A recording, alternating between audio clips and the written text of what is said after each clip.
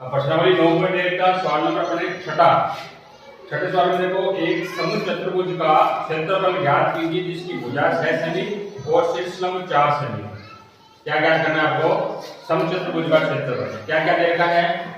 सम चतुर्भुज की भुजा, एक तो भुजा दे रखी, भुजा कितनी है? 6 सेमी। एक अपने को देता है शीर्ष लंब,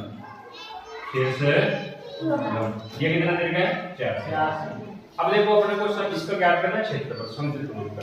ये भुजा और शीर्ष लंब दिया हुआ है, विकर्ण नहीं दे रखे, एक बार भुजा और शीर्ष लंब, यानी भुजा को आधार मान लो, इसको मान लो ऊंचाई, तो इसका क्षेत्रफल क्या होता है सम चतुर्भुज का?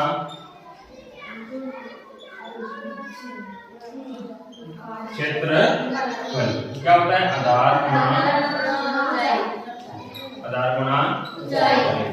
ये आधार हो गया और लंब जो ऊंचाई होगी, तो इसका मान लिखेंगे 6 गुणा 4, 6 चौके 24 वर्ग सेमी, ये इसका क्या आ गया? क्षेत्रफल आ गया। अब क्षेत्रफल के बाद में देखो एक सवाल इसमें और पूछा गया इसी में, यदि एक विकर्ण की लंबाई 8 सेमी हो तो दूसरे विकर्ण की लंबाई ज्ञात करो। विशिष्ट सम चतुर्भुज का एक विकर्ण दे रखा है, तो एक विकर्ण की लंबाई कितनी देर की अपने को? 8 है।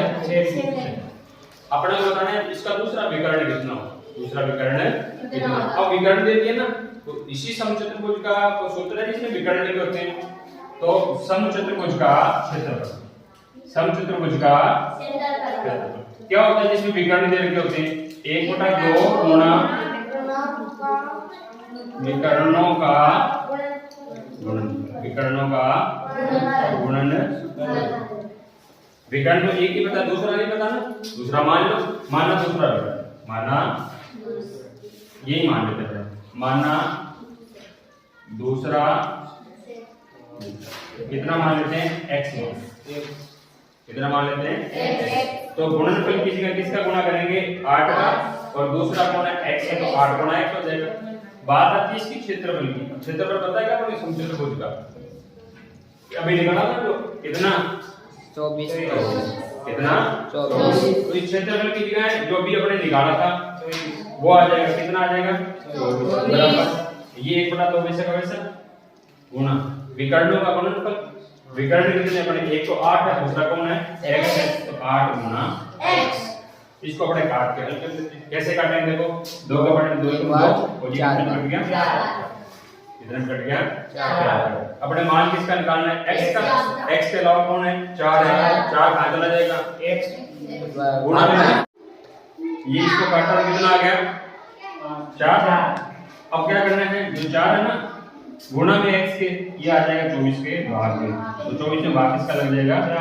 4 का भाग कितना आ जाएगा? 6। इसका मतलब x का मान 6 आ गया, तो दूसरा विकर्ण कितना आ जाएगा? 6।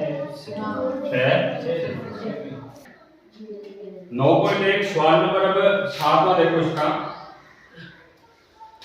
7वां सवाल, किसी भवन के फर्श में समचतुर्भुज के आकार की 3000 टाइलें हैं, यानी कि कौन सा आकार है? समचतुर्भुज, और टाइलें हैं 3000। इनमें से प्रत्येक के विकर्ण 45 सेमी और 30 सेमी के लंबाई के हैं। तो इसमें एक टाइल का जो विकर्ण दे रहा है अपने को, एक तो 45 सेमी और दूसरा कितना? 30 सेमी। 4 रुपए प्रति वर्ग मीटर की दर से इस फर्श पर पॉलिश करने का व्यय ज्ञात कीजिए। सबसे पहले देखो टाइलों का आकार कैसा है? समचतुर्भुज आकार की कितनी टाइलें हैं? कुल 3 है। कितनी है? 3। ठीक है। अब 3000 टाइल, अब अपने क्या दे रखा है? एक टाइल के विकर्ण दे रखे हैं, तो अपने सबसे पहले एक टाइल की विकर्ण, एक टाइल के विकर्ण कितने कितने दे रखे हैं? 45 सेमी और 30 सेमी, 45 सेमी व 30 सेमी। अब सबसे पहले अपने क्या करेंगे? इस एक टाइल का क्षेत्रफल निकालें। क्या करेंगे? एक टाइल का क्षेत्रफल, तो एक टाइल का कैसे निकलेगा? विकर्ण दे रखे हैं और आकार कैसा है इसका? समचतुर्भुज, तो सूत्र लगा देंगे 1/2 गुणा विकर्णों का गुणनफल। विकर्णों का गुणनफल। तो 1/2 गुणा विकर्ण कितने कितने इसके देखो 45 और 30 का गुणा करना है। कर दिया, 2 से काटो, 2 का बड़ा एक बार और 30 कितनी बार आएगा 15 बार। तो 45 गुणा 15 इनका गुणा कर देंगे, वो आ जाएगा अपना एक टाइल का क्षेत्रफल। कितना आएगा गुणा देखते हैं हमने। 15 का बड़ा 5 बार 15 बार 75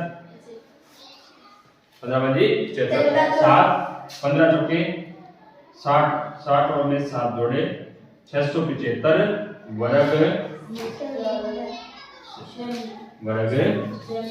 675 वर्ग। ये तो किसका है, एक टाइल का क्षेत्रफल है। ठीक है, अब पूरे फर्श का क्षेत्रफल कैसे निकलेगा। टाइलें कितनी है 3000। तो 3000 को अगर इससे गुणा करेंगे तो जितना भी फर्श है सारे टाइलों का क्षेत्रफल आ जाएगा। तो क्या करेंगे अपने फर्श का क्षेत्रफल। फर्श का कैसे निकलेगा, 3000 टाइलों का गुणा कर दो एक टाइल के क्षेत्रफल से। इसका मतलब सारी टाइलों का क्षेत्रफल आ जाएगा और ये पूरे फर्श का क्षेत्रफल होगा 675 वर्ग सेमी। इसका अपने क्या कर देना, इससे गुणा कर देना। क्या कर देना, इससे गुणा। तो देखो सबसे पहले कितना आ जाएगा गुणा। 3 का बड़ा करते हैं 5 बार 5 15 1 3 का बड़ा 7 21 से लेकर अंशल 22 2 3 का बड़ा 6 बार 18 और 2 कितने हो जाते हैं 20 और 3 जीरो इसके आगे लगा देते हैं वर्ग सेमी। ठीक है, और ये आ गया अपने पूरे फर्श का क्षेत्रफल, वो भी किसमें है वर्ग सेमी में। अब क्या करना है अपने को, इस फर्श को पॉलिश करनी है और पॉलिश में खर्चा दिया अपने 4 रुपए प्रति वर्ग मीटर से। वर्ग मीटर में दे रखा ना, और ये अपना किसमें है वर्ग सेमी में। इसको वर्ग मीटर बनाना पड़ेगा। क्या बनाना पड़ेगा, वर्ग मीटर। सेमी को किसमें बदलना पड़ेगा, मीटर। तो 1 सेमी 1 मीटर में सेमी कितने होते हैं 100। कितने होते हैं 100। अब सेमी को मीटर में बनाते हैं, यानी छोटी इकाई को बड़ा बनाना है ना अपने को, तो 100 का भाग लगेगा। किसका भाग लगेगा 100 का। और साथ में क्या लगा हुआ है, वर्ग लगा हुआ है। वर्ग का मतलब 100 का भाग कितनी बार लगेगा 2 बार। तो इसको कैसे बनाएंगे, देखो जो भी संख्या बोलेगी बटा लगा करना है, 2 बार भाग करना है। 100 गुणा 100 जीरो काटो तो मेरे 1 से 1 1 से 1 1 से 1। अब देखो क्या बचा, 1 जीरो बच गई ना अपने, तो क्या बच गया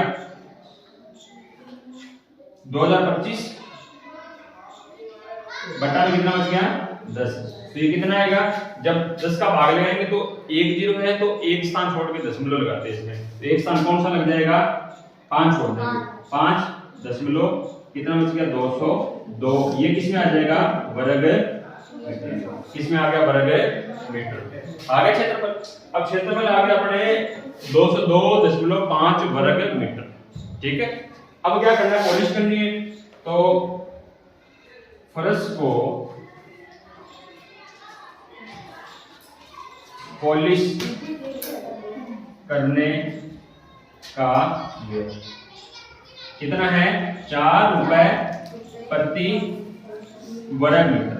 वर्ग यानी 1 वर्ग मीटर का खर्चा अपने 4 रुपए है। तो अपने पास कितने वर्ग मीटर है 202.5 वर्ग। तो कुल खर्चा क्या आएगा, इसको 4 से गुणा कर दो तो कुल व्यय कैसे आएगा, 4 से जो भी अपना क्षेत्रफल आएगा उसको क्या कर दो गुणा। इसको क्या कर देना अपने गुणा कर देना। कैसे करेंगे, 4 का बड़ा 5 बार बड़ा 20 जीरो 2 अंश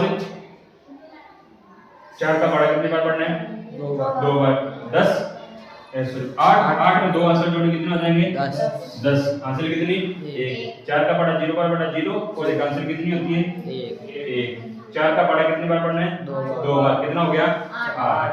अब दशमलव के बाद कितनी है 1, कहां दशमलव लग जाएगी यहाँ। तो 810.0 रुपए।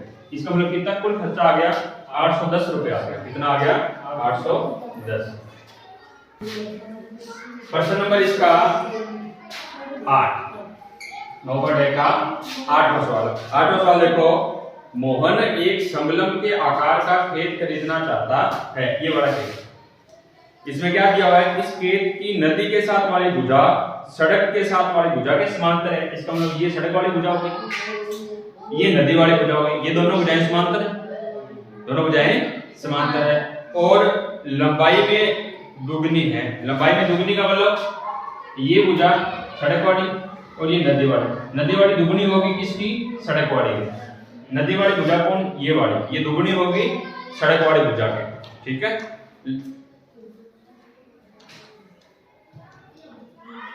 आगे देखो इसमें क्या दिया हुआ है। यदि इस खेत का क्षेत्रफल 10,500 वर्ग मीटर है और दो समांतर भुजाओं के बीच की दूरी 100 मीटर है तो नदी के साथ वाली भुजा की लंबाई ज्ञात करें। यानी अपने को दिया क्या हुआ है, इस जो खेत है समलंब के आकार का, इसका क्षेत्रफल दिया हुआ है। क्या दिया हुआ है? क्षेत्रफल। तो क्या लिखेंगे?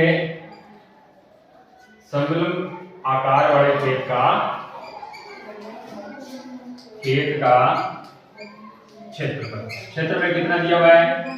10,500 वर्ग मीटर। 10,500 वर्ग मीटर। अब क्या दिया हुआ है? भुजाओं के बीच की दूरी देखो, दे रखी है ना, कितनी देर की है? 100 मीटर। क्या लिखेंगे? समांतर भुजाओं के बीच की दूरी, समांतर भुजाओं के बीच की दूरी, दूरी कितनी देर की है? 100 मीटर। 100 मीटर। अब अपने को क्या करना है? ये समांतर भुजाएं ज्ञात करनी है, पहले तो नदी वाली ज्ञात करनी है। यानी अपने को एक पता हो तो दूसरी पता लग जाएगी। अब क्या करना है? लंबाई में क्या है? एक दूसरे की दुगनी है। नदी वाली दुगनी है, सड़क वाली है। सबसे पहले क्या करोगे? सड़क वाली भुजा x मान लेते हैं। ठीक है। तो क्या करेंगे? माना सड़क वाली भुजा कितनी मान लो? सड़क वाली भुजा मान लो x मीटर। ये x मीटर है। तो नदी वाली भुजा कितनी हो जाएगी? इसकी दुगनी है ना, ये दुगनी है तो कितने x हो जाएंगे? 2x हो जाएंगे। तो क्या लिखेंगे? नदी वाली भुजा कितनी हो जाएगी? 2x हो जाएगी। ठीक है। अब अपने को क्या करना है? सूत्र लगाना है समलंब वाला। समलंब वाला सूत्र क्या होता है? समलंब चतुर्भुज का क्षेत्रफल क्या होता है? इसका सूत्र 1/2 गुणा समांतर भुजाओं का योग गुणा ऊंचाई लिख दो या बीच की दूरी। अब देखो इसमें सबसे पहले ये क्षेत्रफल, क्या क्षेत्रफल अपने को दिया हुआ है? पहले दिया हुआ है। तो जहां क्षेत्रफल का नाम है वहां पर क्षेत्रफल लिख दो इसका 10,500 बराबर। चलो ये 1/2 गुणा, अब इसमें लिखा हुआ समांतर भुजाओं का योग। अब समांतर भुजाएं अपने मानिए x और 2x, इनका योग होगा। क्या लिखेंगे ब्रैकेट में? x + 2x गुणा बीच की दूरी। बीच की दूरी कितनी है? 100 मीटर। बीच की दूरी कितनी है? 100 मीटर। ठीक है। और हल करते हैं इसको। 1/2 गुणा, ये देखो ये 2x है, ये 1x है। कितने x हो जाएंगे? 3x गुणा में कितना बड़ा? 100 बराबर में कितना बड़ा? 10,500। अब अपने को क्या करना है? अपने को करना है x का मान निकालना है। इसका मान निकालना है x का मान निकालने के लिए क्या करेंगे? जो गुणा वाली संख्या है वो तो भाग में ले जाएंगे, भाग वाली संख्या गुणा में ले जाएंगे। ठीक है। अब बताना कौन कौन सी गुणा में, कौन कौन सी भाग में। ये 3 कहां पर? पहले तो ये लिखते हैं अपने 10,500 गुणा में भाग वाली गुणा 2 है ना, ये तो गुणा में आ गई। और 3 गुणा में कहां तक जाएगा? भाग में। 100 भी गुणा में कहां आ जाएगा? भाग में। इसको अपने काट देते हैं। 2 0 से 2 0 कट गई, 2 0 से 2 0 कट गई। 2 का पढ़ा कितनी बार पढ़ लो? 105 बार। 105 और 105 कितने हो गए? 210 बटा में कितना लग जाएगा? 3। 210 के बटा में 3 लग जाएगा। x का मान क्या आ जाएगा? 3 का भाग लगा दो, 0 हो जाओ। 21 है, 3 का बड़ा कितनी बार? 7 बार बटा। तो इसका मतलब x का मान कितना आ गया? 70 आ गया। कितना आ गया 70 आ गया। अब देखो x 70 है, इसका मतलब x कौन सी भुजा मानी, सड़क वाली, ये 70 हो गई। तो नदी वाली कितनी होगी, दुगुनी होगी इसकी, दुगुनी कितनी हो जाएगी 140। तो अपने को ये मान निकालना कौन सा, नदी वाली भुजा, नदी के पास वाली भुजा, नदी वाली भुजा कितनी मानी थी अपने 2x मानी थी ना, इसका मतलब 2 का गुणा किससे कर दो 70 से, कितना आ जाएगा 140 मीटर, 140 मीटर। तो ये नदी वाली भुजा है 140 और सड़क वाली कितनी 70।